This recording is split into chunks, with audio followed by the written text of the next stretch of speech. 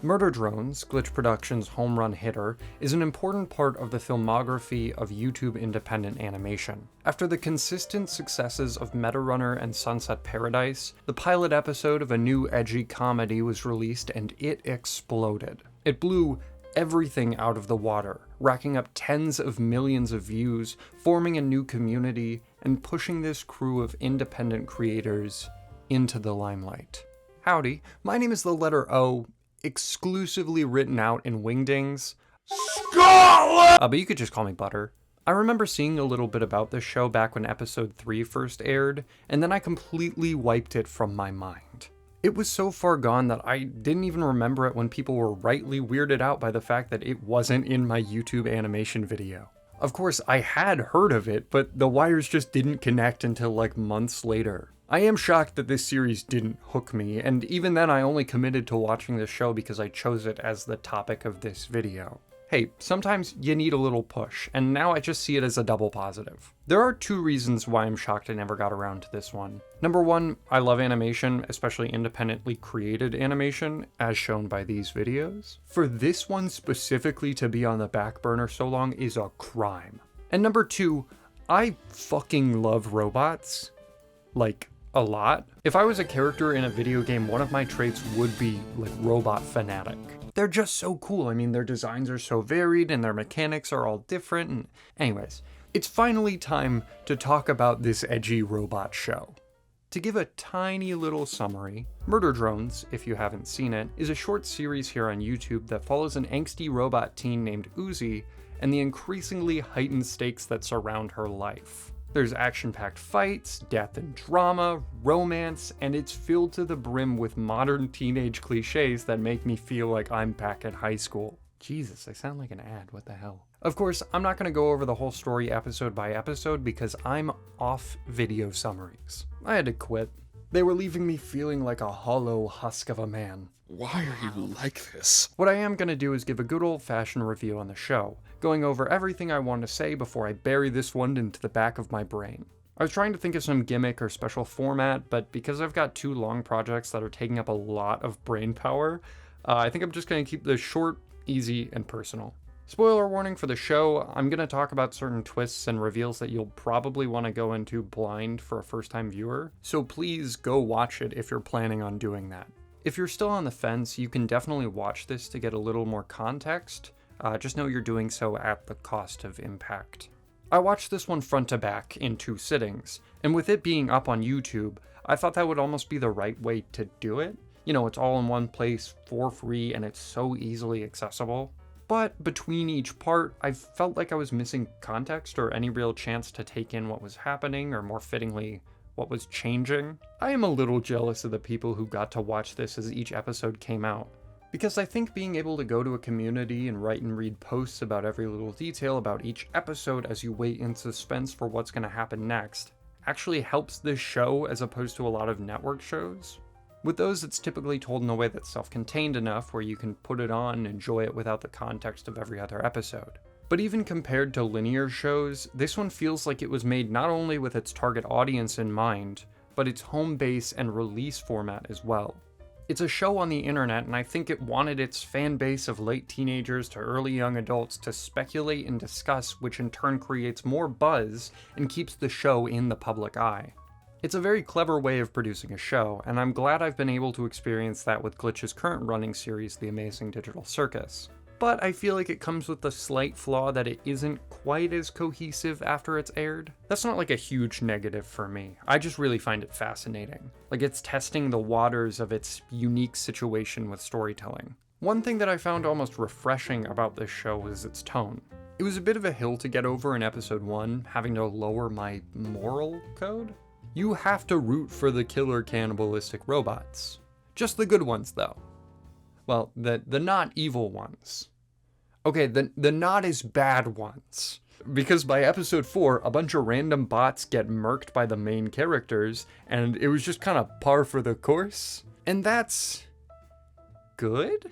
It sets it apart from a lot of shows for younger audiences with its shock factor, but unlike a lot of adult shows, it isn't the main draw of the show. It's edgy and it's also full of heart.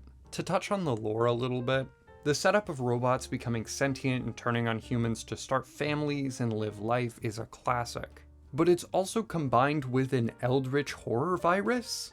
It's a great plot device to have all the characters' powers be directly tied to the thing trying to kill them. Overall, there are some really cool concepts that come together to make a fun, albeit slightly disjointed story. The designs of the show can be a little limited, the lore doesn't really allow for that much variety, and it can be kinda difficult to tell who I'm looking at the moment they come on screen, save for like 3-ish characters. What's surprising about these designs though is how expressive they are. There's a large array of facial expressions that can portray just about every base emotion and then some. I just love these screen faces on robots because it's not humanoid enough to make it uncanny, but it's so expressive and adds so much more to their designs. The body language too, no character feels too stiff for the style, and I think that's very important. The fights are an integral part to this series, and I think the animators really shine with action. And as the series continued, it only got better. Even when I thought there were some cool moves during the prom fight, getting to the end of the show and seeing the final fight through space was genuinely such a great example of the crew getting better over time. Speaking of cool things, these robot raptors are so goddamn sick. Motherfucking Fatal Frame Luigi's Mansion flashlight to disable the bots and eat them is such a cool visual to make them stand out as a threat. I love how their designs scream feral predators. Exposed wires, multiple eye sockets, sharp teeth, an animation that would creep me out if I didn't think they were the coolest thing in the show. I wasn't too sure on humans being a more direct type of character until episode 7. I liked how the story was being told without any present humans, who are the progenitors of the world state, because the drones are the more interesting side to the world. It helped keep you personally engaged with the story. But a human did break through and appeared throughout the show. Kinda. And it was all worth it when the skin-covered robot was revealed. Sin is a nightmare creature, and I think that's really sick. As far as the main characters go, I really like how the murder drones themselves look. The wings with the stinger tail is just a great combo. And then it got even better when Uzi got her powers, and the visuals of it were a killer mix of biotech. Yeah, that was fucking great. Speaking of Uzi and the murder drones, let me touch on their personalities for a sec. Uzi is a great main character with her cynicism and general fuck you attitude making her a great character to experience the brunt of this story. En is just a little sweetheart, which provides a great foil perspective to Uzi and his other murder drone companions. That word feels a little too friendly. Associates? Yeah, that's a bit colder. On the topic of the other murder drones, V is one of the most dynamic characters in the show, and I didn't realize it until the end. Her story just felt right. She starts out as a cold-blooded bot, but is set up as remorseful fairly early, which leads to her working with and eventually befriending Uzi. Her hiding her broken chain when En and Uzi have her locked up stood out to me as a great character moment. Lastly, Jay is the final big character that I'll talk about, just to not bloat this video. She was great to fill out the original trio's relationship to the main character. En is initially positive, V starts negative but ends positive, and Jay is just full-on negative. That's all well and good, but I would have loved to see more of a reason to despise or respect her as a villain, because she just ends up being a lackey. But I guess there is some story satisfaction with her dying on the losing side because she chose subordination instead of listening to her fellow drones. Pros and cons, I guess. To move into more of the characters' actions, the writing in this show is also pretty good. It can be campy and trope-filled, but the characters act personal with each other, especially in the second half. I love how the characters gradually change over the course of the story. Uzi and En's romance awkwardly developing as these two characters with two completely different personalities somehow make it work. And it's pretty wholesome. The team really loved writing badass moments for these characters. I feel like they always just have something really cool to do. Another thing they also liked was full stop jokes. Moments of high-octane action or dramatic monologues, and then all the music cuts out for a snarky one-liner or goofy visual. And while I think they were well executed, like I said earlier, Watching all of it over the span of like 30 hours led to it being kind of repetitive. Same goes with the "bite me" line. It's a fitting catchphrase, but I don't think it was written to be heard that often. You know, there is a soft spot in my heart that finds the melodramatic dialogue of these emotional teen drones endearing, so there are a lot of double-edged swords in this series. I love the fact that they use robots because it allowed them to get away with a lot more than you could have done with humans. Visually, you can have crazy body movements, unrealistic power sets, and more impactful fights.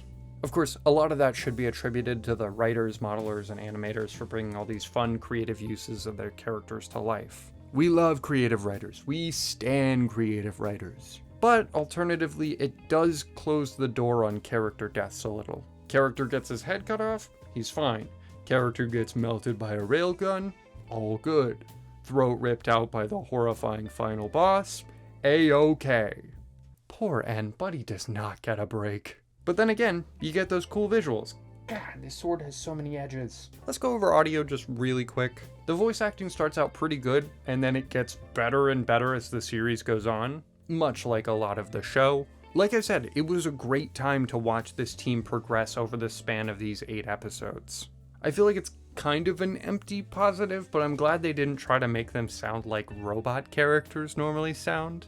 Except for the cursed one, but that one makes sense. As far as music is concerned, it's great.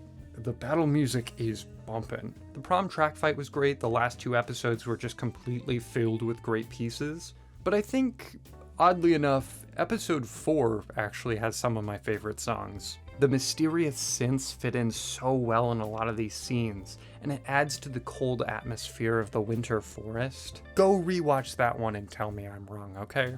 The one thing that I wasn't 100% convinced by were the goofy sound effects.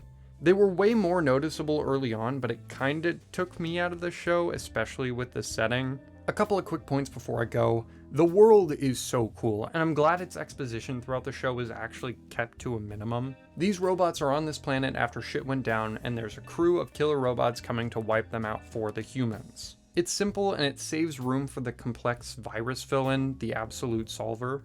They used the locations to their advantage, especially at the end. Spoiler, you've watched through this whole thing, what am I saying? The Earth was previously turned into shrapnel connected by glow tentacles.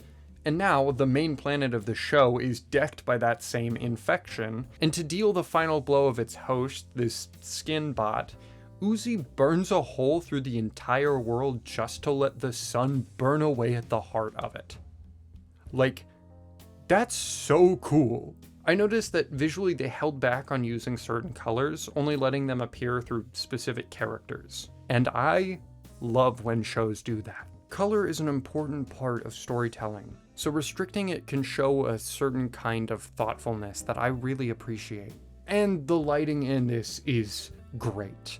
That might actually be the show's standout quality to me. Often I found myself oohing and aahing at how certain scenes were lit. Last point to make, I respect Glitch.